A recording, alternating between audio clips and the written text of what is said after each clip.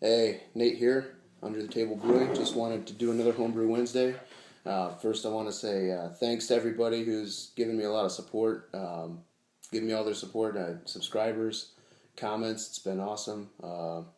Some people I didn't expect to say anything said things, and very nice. It is humbling, like Time for Another One said. It's pretty cool stuff. Anyway, I'm going to have a homebrew this time because I'm not driving, so that's cool. And talk about a few things. Number one, I have been shooting these on my phone because I don't have a video camera. So if you guys have a recommendation on a camera, I'm looking for something that's light, easy to carry around, and something that I can use for like family vacations and things and shoot, good storage, SD card, whatever. I don't know. You guys throw me some ideas. I've been looking at a couple. I don't have a big budget for it. Maybe spend $150 or something. So I know it's limiting, but anyway, I've got a beer here that's pretty excited. It's coming out of the top. This is a Magic Hat number 9 homebrew. Last one we did, and this is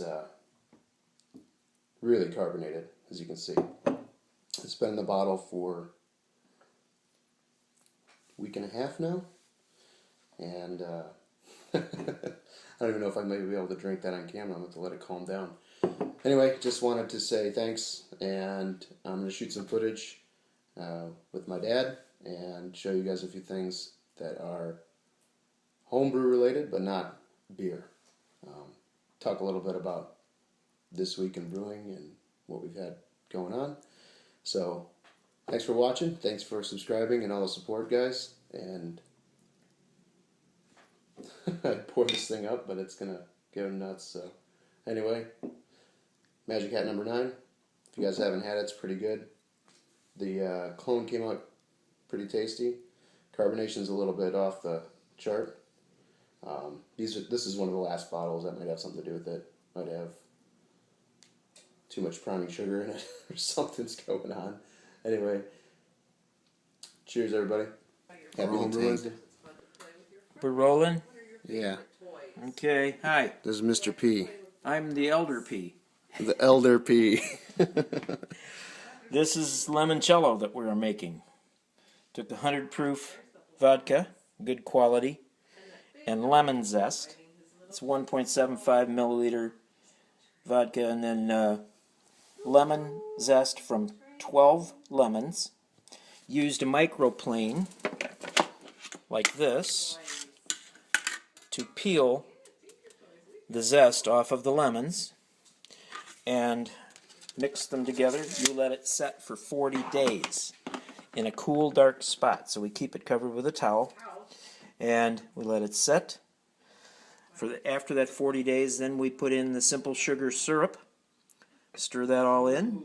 Give it like a back sweetener. Right, yeah. And then it sets for another 40 days, and then after that, then we put it in bottles.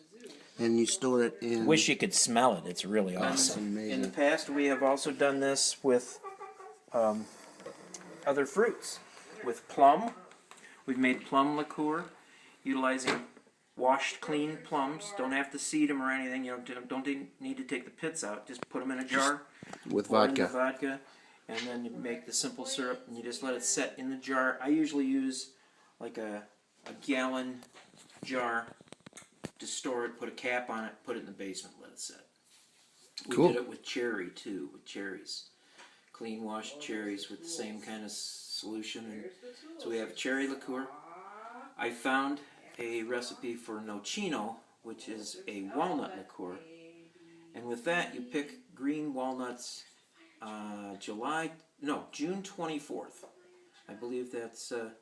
There's a specific date. St. Francis Day, I believe. I can't remember. But that specific day is when they do it in Italy. And so that's what we used as a target to get... Because the walnuts... Day is in October.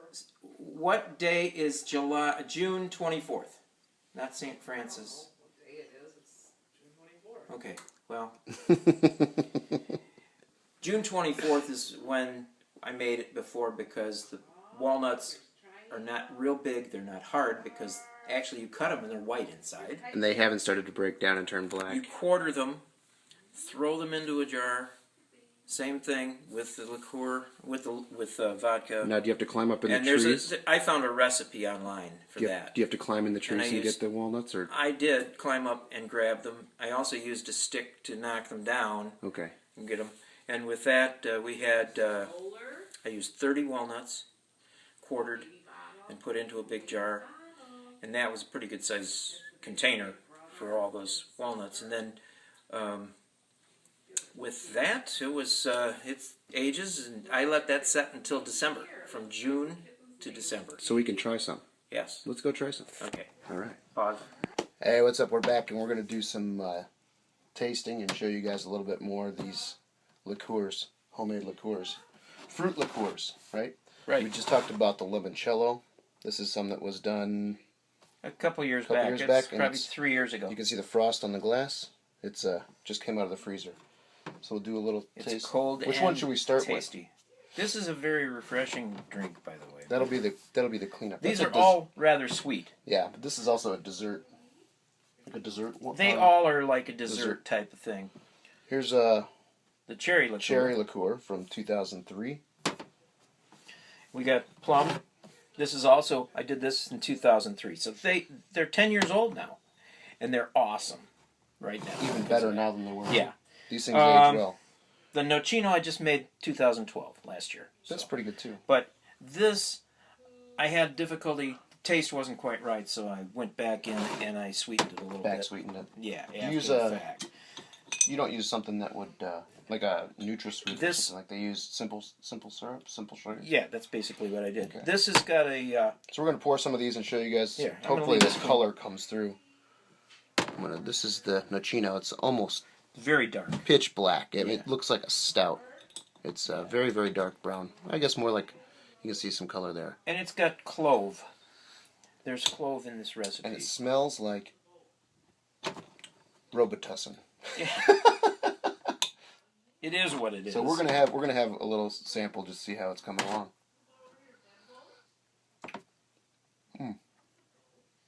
It's fairly robust. You almost get like a chocolate. The cloves come through a lot. Yeah, it was a little too much clove. The It texture's called for awesome. whole cloves in the recipe. I didn't have any, and I tried to factor what it would be for ground cloves, and I used much less with the ground clove in the recipe, but it did impart a lot heavier clove flavor. But it is good. I like it because it's nice and thick. Yeah. Yeah. You want some more of that before I kill it off? No, it's good. Okay. Go to a clean glass. This is the plum. This is one of my favorites because it is. These are from your plum tree. These right? are from our plum trees. Look at the color on this one. That's beautiful. It almost looks like a bourbon. It's like a brandy.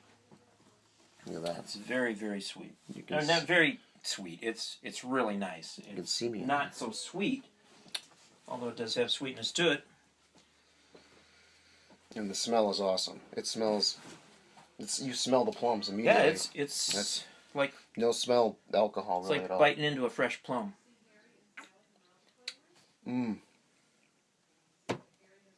That's awesome. I remember tasting this when it was new, when it was just ready to be drank. Yeah. First tastings, and it was pretty good. But it's improved tenfold. Oh yeah, 10 years. It's mellow, very, very mellow. All right, let's go to a different glass. You could drink that for a while. This is the cherry, and this is like biting into a cherry pie. And these are also homegrown cherries. And you can see the difference in the color of this.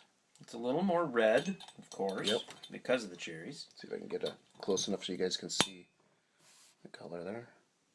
There's some writing on some words on this shot glass, but anyway, nice and clear, crystal clear. Mm-hmm. I almost need a piece of bread to clean my palate. Well, I could go get a glass No, of water. that's fine. The plum liqueur is the aftertaste is just awesome. And this you smell immediately. It smells just like fresh cherries.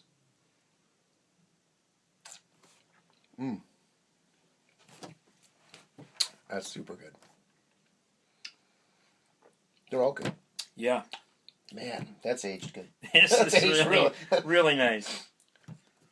We should stop making a movie and just sit back finish and these off. finish these bottles. Yeah. So. And did you see the bottles that we got these in? They're Yeah. Gross bottles. Easy. Yeah. Makes a nice way. Seal up nice. Oh gosh, I'm gonna have to finish that one. Yeah, I think we should. The limoncello, we went out and got lemons the other day to make that new batch because we realized that we were getting low on the... Did you realize you can't grow them here? Yeah. Yeah. But we realized that our stash of limoncello was getting low. This was the last of that batch that we had.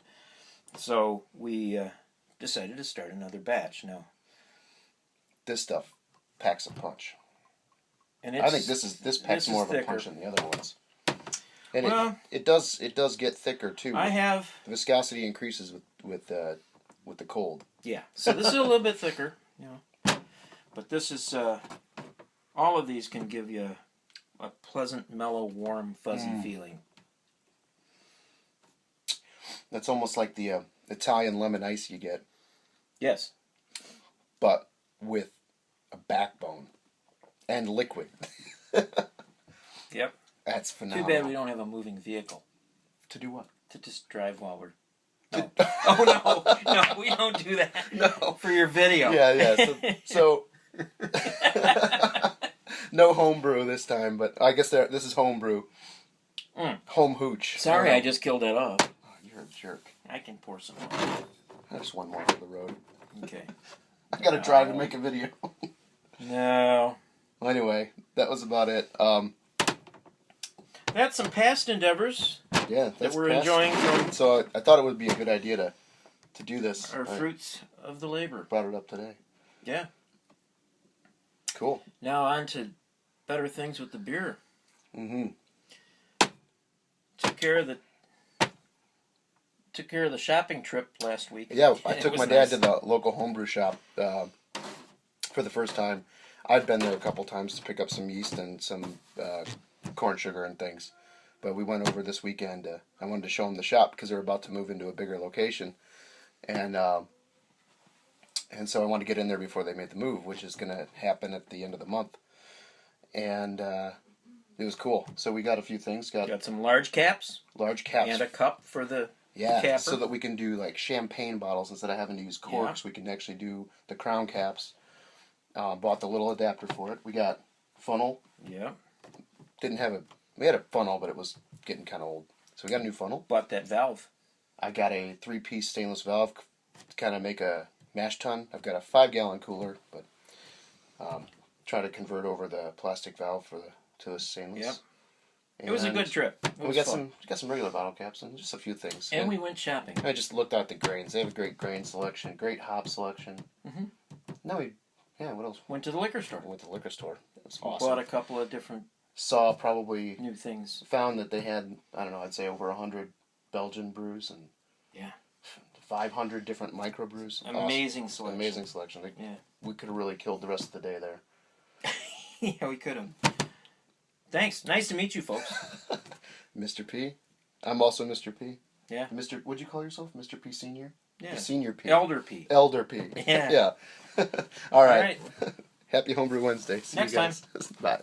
All right, so I forgot to mention, actually, I forgot to take a drink on camera, so the number one, foul, my bad. Cheers.